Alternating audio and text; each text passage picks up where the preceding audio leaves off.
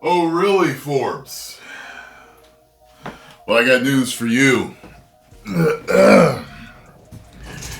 We were weird way before The Acolyte ever came out.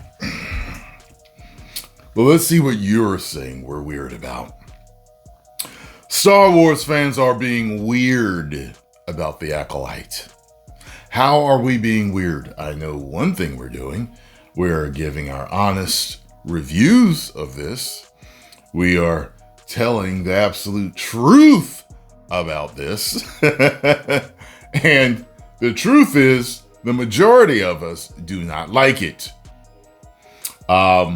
People do not like the way it is written. It is messing with the lore.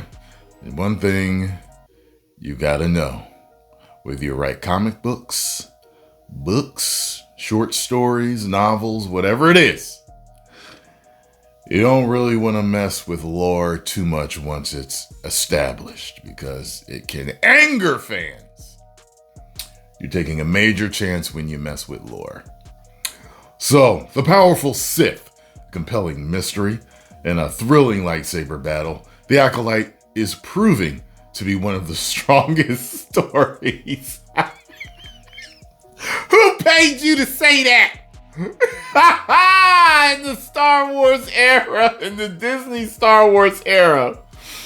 But reactionary fans are being extremely weird about the show. After you said that, that makes me not want to read the rest of this story. It just makes me feel like that is one of the strongest stories of the Disney Star Wars era. No, it's not. If we just cut off everything else and put Disney, it's not. It's the best it's the best lightsaber fight of the Disney Star Wars era, but not the best story. What happens in episode 5 of The Acolyte? Episode 5 of The Acolyte boasts a tense battle with the masked Sith, using his helmet to deflect lightsaber hits and even short-circuit the deadly weapons. And I liked that personally. Despite being outnumbered, the Sith ruthlessly mowed down his opponents. The battle results in a surprisingly high number of fatalities. In a predictable twist, the Sith was revealed to be Khmer, played by Manny Jacinto. Meanwhile, long-lost twins Osha and May clash over their value system. May attempts to reconcile with her dogmatic sister, but Osha stubbornly clings to the narrative that the Jedi told her and rejects May. In frustration, May knocks Osha out and switches places with her in order to get closer to Saul and presumably get her revenge. At this point, it's obvious that May has been framed. She lost her temper as a child, burned Osha's book, but the fiery lantern in May's hand was shattered off screen, a clear indication that someone else started the fire that killed the witches. All right, so May blames the Jedi. Where's the part where we're so weird? Many Star Wars fans are loving the series so far. False. Go to Rotten Tomatoes. Okay, and if you want to make an argument for review bombing, it's been review bombed on both sides. So, of the argument. So, most fans do not like this.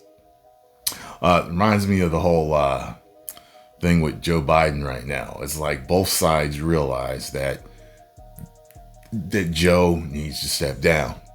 Both sides realize, that means the woke and the unwoke, realize that this series is a big old piece of trash. And by the way, the people that are saying stuff like, well, I'm going to reserve judgment till I see the end of the series, because I need to see the whole. First of all, you are allowed to rate a series episode to episode.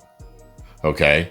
It is the job of the first episode to hook you to watch the series and to want to watch the series and want to finish the series and get to the end.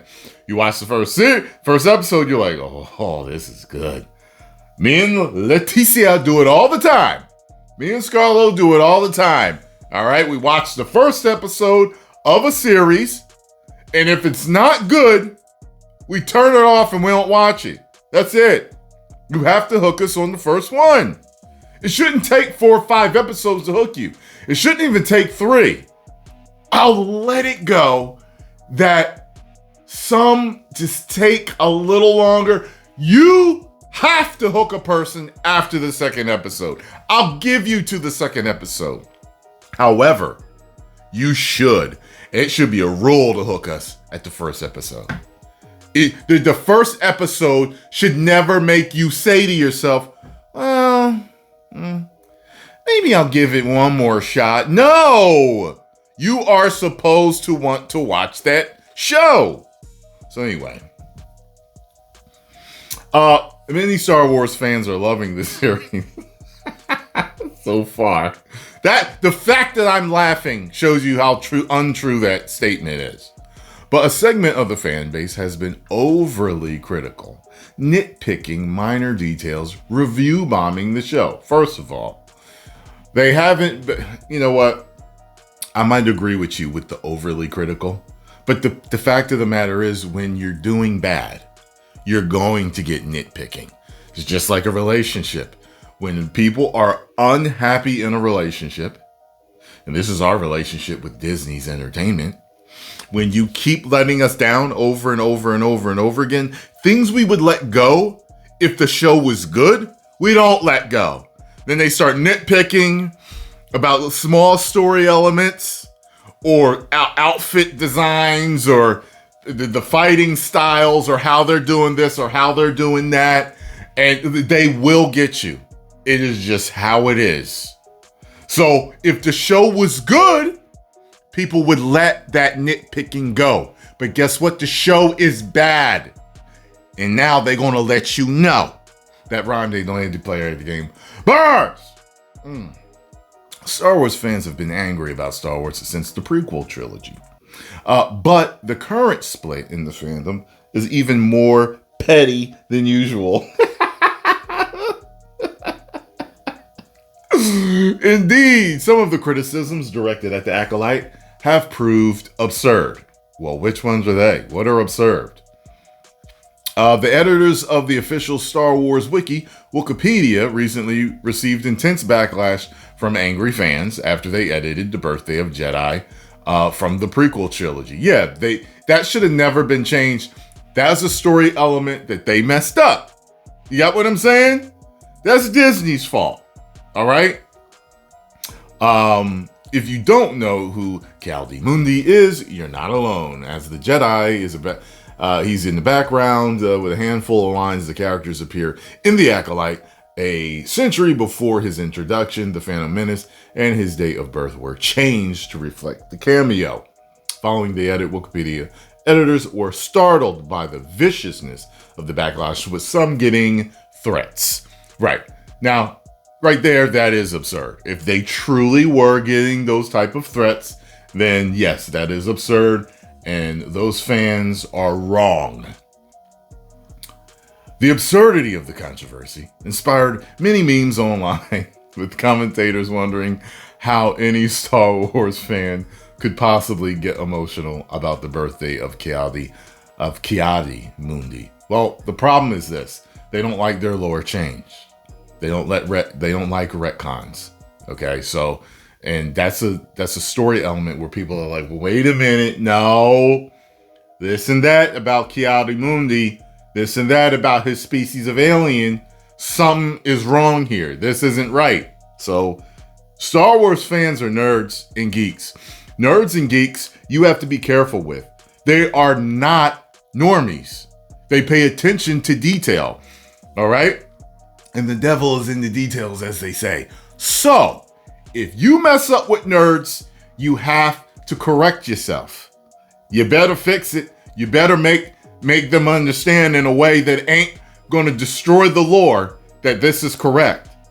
This is the reason why A lot of times when I make stuff, I'll put stuff on screen when I forget to say something because they're actually ums. Like Jeremy Johns, I saw him say this years ago. Actually, yeah, there's always somebody. Actually, the character was created in 1945, and when he was created, his balls were on the inside of his body, and then they dropped later. So you drawing this picture right here, him as a child, he has a nutsack, he shouldn't have a nutsack. Wait, what? They'll get you on every small detail, okay? So, the cone-headed character managed to spark controversy. Again, after his quote about the Sith being extinct. Now, the only way you could write this right, and I thought about it, I was like, the way you could write it properly is it's like, the Sith have been extinct for millennia. Right. However, we all know it's like, yeah, well, Palpatine had been building power and being trained and getting into politics and everything without them knowing. So, yes, you can write the story in a way to where it's like they never found out. They were somehow masked. Even Yoda talked about how the dark side clouded everything. So, as long as you write it right, the fans will accept it. You just got to do it right. You know what I mean? Yes, to the Jedi Council, they were extinct for millennia. However, unbeknownst to them, shrouded and clouded by the dark side, they were building power, but they didn't know about it, So, but there's a way to do it. But the fact that the fans hate the series, they don't like that you woke it up, they don't like that the way you wrote it, they are going to nitpick these things. It's going to happen. Anyway, I'm done with this. So they're talking about our nitpicking, saying we're weird about this. That's what it is, okay? But I understand the fans. And the fans are going to get you, okay? You do it right, and the fans won't bother you too much. They'll bring it up. They'll say this and that. But they'll still say that they loved it, and they'll let you get away with it. So if you want to get away with lore changes, make it great. Make Star Wars great again, okay? And don't hire Sleepy Joe to write it. 10 million subscribers. Whoa.